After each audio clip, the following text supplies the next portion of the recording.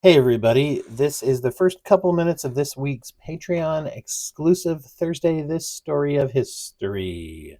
Talking about a very interesting individual named Eugene Francois Vidocq, and you're only going to get to hear the very intro of the criminal aspect of this interesting man's life, who went from criminal to policeman to detective to private detective to maybe one of the first criminologists to actually use evidence and such.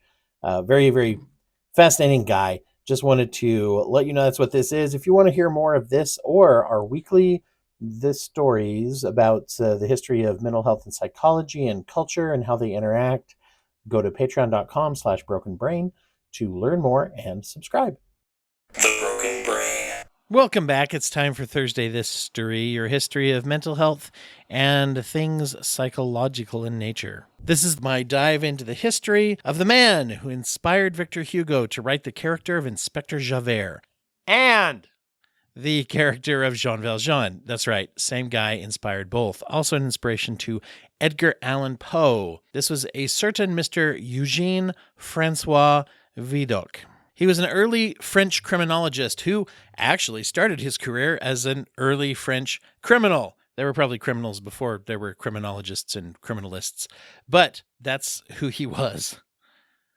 So today is a look into a very extreme personality, and eventually we'll touch on a little bit of extreme personalities and why some people might seem to be chasing adrenaline, even to the point of self-destructive behavior and some other things that might be going on. But first, we're going to talk about Eugene's life and whatnot. There's a lot of sources online. You can just Google Eugene Francois Vidocq. That's Vidocq. I find the Wikipedia has a lot of links that go to other places, and there's a lot of timelines. I'm going to touch on a few of the major aspects of this man's life.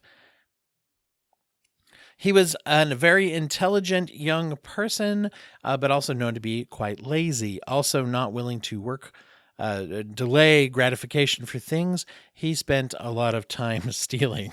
His family was quite wealthy, and he, at the age of 13, it looks like he stole silver plates and some other things from his family, and within a day had blown all the money. And so this sets kind of a pattern for clever procurement of money, and in both cases shrewd with business, but also shrewd with having some light fingers here and there throughout his life.